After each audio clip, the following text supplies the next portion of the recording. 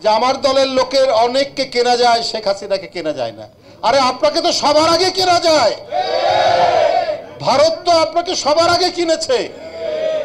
বিজেপির প্রতিরোধের সাথে এই দৃষ্টান্ত শেখ হাসিনার আমলে শেখ হাসিনা করতে দেয়নি। তার ফ্যাসিজম দিয়ে, তার নির্মমতা দিয়ে, তার নির্দয়তা দিয়ে তিনি ভারতের সেবাদাস হয়ে কাজ করেছেন।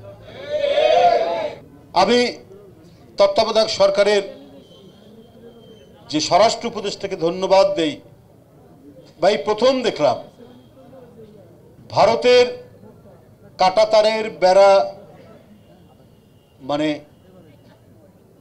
ছাড়া, কোনো ধরনের আলাপ আলোচনা ছাড়া কাঁটাতারের বেড়া দিতে গিয়ে বিজিবি এবং জনগণ যেভাবে প্রতিরোধ করেছে তার ছবি আপনারা নিশ্চয়ই দেখেছেন।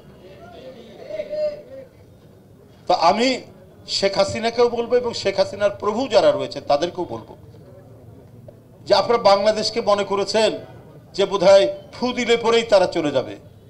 যে এদের যে দেশপ্রেম কত তীব্র, কত গভীর, এটা দিল্লির সাউথ ব্লক এটা বিবেচনা করেনি, তারা চিন্তায় আনেনি।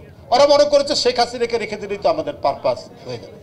কিন্তু যাত্রাবাড়ি, উত্তরা, গাবতলী থেকে লাখে লাখে লোক যে বেরিয়ে এসে শেখ হাসিনাকে বাংলাদেশ থেকে যে তাড়িয়ে দিতে পারে, এটা ভারতের নীতি নির্ধারকরা বুঝতে পারেনি। তারা আরো বুঝতে পারেনি যে অন্যায়ভাবে শেখ হাসিনা 2010 সাল থেকে 2023 সাল পর্যন্ত যেভাবে ভারতকে আপনার যে সুবিধা দিয়েছে, সেই সুবিধার কারণে আপনার অসম যে কাজগুলো করেছে, যেটা দুইটি স্বাধীন দেশের মধ্যে মানে আলাপ আলোচনার ভিত্তিতে যে কাজগুলো করা যায় সেটা না করে জোর করে কাঁটাতারের বেড়া লাগিয়েছে।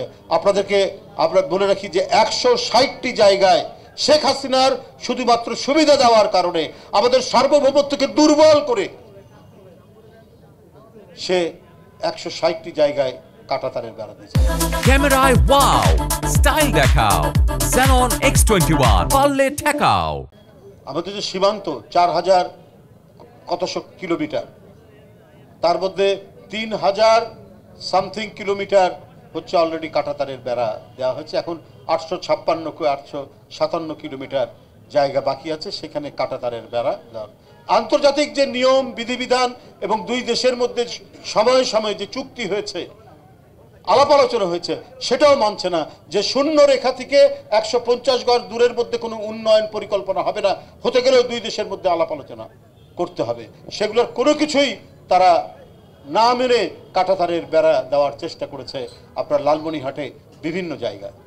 তো এর জন্য জনগণ যে দাঁড়াতে পারে তাদের দেশের বিজিবির সাথে, বিজিবির প্রতিরোধের সাথে, এই দৃষ্টান্ত শেখ হাসিনার আমলে শেখ হাসিনা করতে দেয়নি।